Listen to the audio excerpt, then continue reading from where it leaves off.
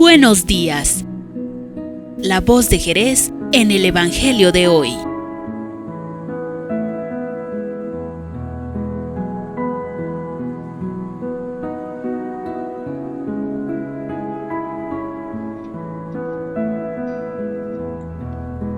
Lindo día, queridos hermanos, hoy 16 de febrero. Deseo en Dios que todos nos encontremos bien y estemos desempeñando nuestras actividades con alegría en el nombre de Dios. Que esta nueva jornada que el Señor nos ha concedido sea Él quien nos guíe e ilumine con su gracia para desempeñar lo mejor que podamos nuestras labores. Les invito, como todos los días, a hacer un alto en el camino y abrir nuestro corazón para escuchar a Cristo que nos alimenta con su palabra para fortalecer nuestras vidas e iluminar nuestro día. Del Santo Evangelio según San Marcos. En aquel tiempo, Jesús y sus discípulos se dirigieron a los poblados de Cesarea de Filipo. Por el camino les hizo esta pregunta: ¿Quién dice la gente que soy yo?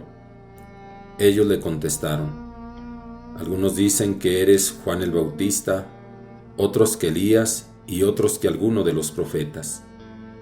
Entonces él les preguntó: ¿y ustedes quién dicen que soy yo? Pedro le respondió: tú eres el Mesías.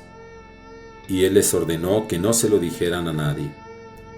Luego se puso a explicarles que era necesario que el Hijo del Hombre padeciera mucho, que fuera rechazado por los ancianos, los sumos sacerdotes y los escribas, que fuera entregado a la muerte y resucitara al tercer día. Todo esto lo dijo con entera claridad. Entonces Pedro se lo llevó aparte y trataba de disuadirlo. Jesús se volvió y, mirando a sus discípulos, reprendió a Pedro con estas palabras: apártate de mí, Satanás, porque tú no juzgas según Dios, sino según los hombres. Palabra del Señor. Gloria a ti, Señor Jesús. En este pasaje vemos a Jesús salir juntamente con sus discípulos hacia las aldeas de Cesarea de Filipo, que se encontraba entre los límites de los paganos y judíos. Desde ahora, en el Evangelio empieza a aparecer la palabra camino, entendido como lugar de la práctica de Jesús. A partir de este momento, la andadura de Jesús se aproxima constantemente hacia Jerusalén y les expresa a sus discípulos la idea de la pasión. En este comienzo del camino, Jesús interroga a sus discípulos sobre qué dicen de Él. Según la respuesta de los discípulos, los hombres lo identifican con el Bautista, Elías o alguno de los profetas. En cualquiera de los casos, no piensan que Jesús represente una novedad. Es un hombre del pasado vuelto a la vida. Es interesante y al mismo tiempo desconcertante que nadie lo identifique como el Mesías. Será Pedro quien haga esta confesión, pero llena de ambigüedades, ya que cuando Jesús les anuncia que el Hijo del Hombre tiene que padecer y sufrir humillaciones, Pedro se le revela, negándose a aceptar que eso le pueda suceder a él. Como vemos, sigue la incomprensión de los discípulos. No han entendido del todo a Jesús. El mesianismo para Pedro se inscribe dentro de la línea del poder y del triunfo humano. Pedro no comprende la cruz de Cristo. Está como el ciego del que reflexionábamos el día de ayer, que veía a los hombres de forma desproporcionada. Así le acontece ahora a Pedro con Jesús. Ve algo, le ve Mesías, pero al revés. De ahí la razón por la cual le prohíba divulgar esa confesión de mesianismo errónea. Con esto se revela que Pedro y sus compañeros han logrado entender algo de Jesús. Ven algo como el ciego, pero desproporcionado. Hasta ahora, Jesús no se había dirigido directamente a sus discípulos. solo se había dirigido a las multitudes que no han sabido entenderlo. Ahora les expone a sus discípulos su mensaje abiertamente y les anuncia que se prevé un final violento, contrario al triunfo que ellos esperan o conciben. La nueva enseñanza constituye lo que ha venido llamándose el primer anuncio de la pasión. Les anuncia abiertamente que el Hijo del Hombre será ejecutado, su destrucción será completa. Esta clase de Mesías no cabía en la mentalidad judía. Pedro entendió su sentido y al oír esto, se enfrentó a Jesús y tomándolo aparte comenzó a disuadirlo. Pedro se niega a aceptar ese mesianismo, pues cuando lo confesó diciendo «Tú eres el Mesías», pensaba en otro tipo de persona, no veía con claridad el misterio de Jesús. Cristo, volviéndose a Pedro y mirando también a los demás discípulos, pues ellos tenían la misma visión que Pedro sobre el Mesías, Jesús los reprendió diciendo: «Apártate de mí, Satanás». Dicen los biblistas que la traducción correcta es «Vete detrás de mí, Satanás». Esta orden de ir detrás de mí quiere recordar a los discípulos la necesidad del seguimiento. De esta manera, Jesús les restablece a todos los discípulos el verdadero seguimiento.